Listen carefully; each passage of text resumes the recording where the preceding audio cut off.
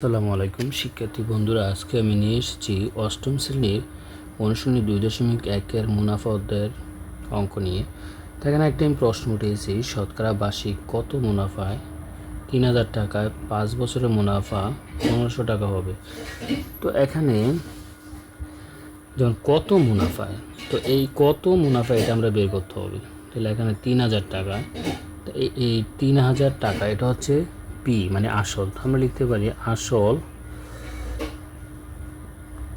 যেটাকে আমরা পি দ্বারা বোঝাই। আসল পি হচ্ছে 3000 টাকা, 3000 টাকা।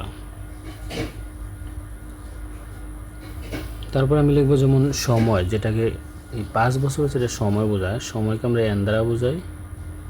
সময় এন ইকুয়াল টু 5 বছর, 5 বছর।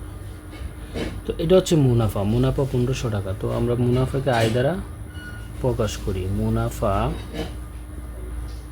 আই ইকুয়াল টু 1500 টাকা, 1500 টাকা। তো এখানে আমরা বের করতে হবে কি কত মুনাফা। তার মানে আমরা বের করব মুনাফার হারটা বের করব। মুনাফার হার, যেটাকে আর দ্বারা বোঝায়। হার ইকুয়াল টু কত, এটা আমরা বের করব। তো এখন আমি মুনাফার হার বের করব। তা আমরা জানি একটা সূত্র জানি, আমরা জানি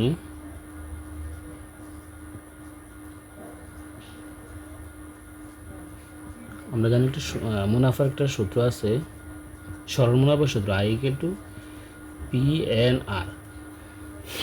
তো এটা থেকে আমরা আটটা বের করবো। আমরা আটটা যদি এদিকে নিয়ে আসি, আর ইকুয়াল টু, তাহলে এটা হয়ে যাবে আমার I by P N, I by P N, I by P N. এই আর এর সূত্রটা হচ্ছে, মুনাফার হারের সূত্রটা হচ্ছে R equal to I by P N. তো এখন আমরা মানটা বসা দেবো। তো আয়ের মান কত, 1500 টাকা, 1500। আর পি এর মান কত, পি এর মান 3000 টাকা, 3000। আর এন এর মান কত, এন এর মান 5 বছর, 5। তো যখন আর চাইবে তখন আমরা কি করব, এই উপরে মানে 100 দ্বারা গুণ দেবো। যখন আটটা চাইবে মানে শতকরা মানে মুনাফার হারটা যখন চাইবো তখন আমরা উপরে 100 দ্বারা গুণ করব। আর পাশে এটা হচ্ছে পার্সেন্টের মান, 100/1, এটা হচ্ছে পার্সেন্ট, এটা হচ্ছে কি পার্সেন্ট। তাহলে আমরা উপরে 100 দ্বারা গুণ করব, নিচে 100 দ্বারা গুণ করব। যখন আটটা চাইবো তখন আমরা কি করব, এই যে এই একটা শূন্য, এই একটা দুইটা, এই একটা দুইটা, এই আর একটা তিনটা, এই তিনটা শূন্য কেটে দিই। নিচের তিনটা শূন্য, এখানে তিনটা সূত্র আমরা কেটে দিলাম।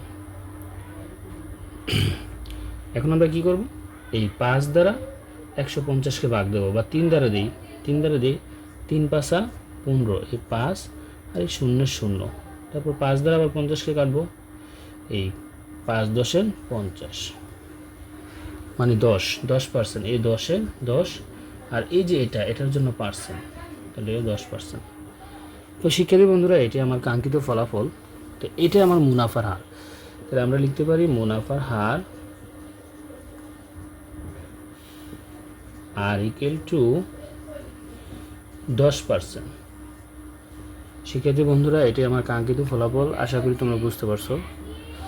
এই পুরো অঙ্কটি আমি আবার রিভিউ করছি।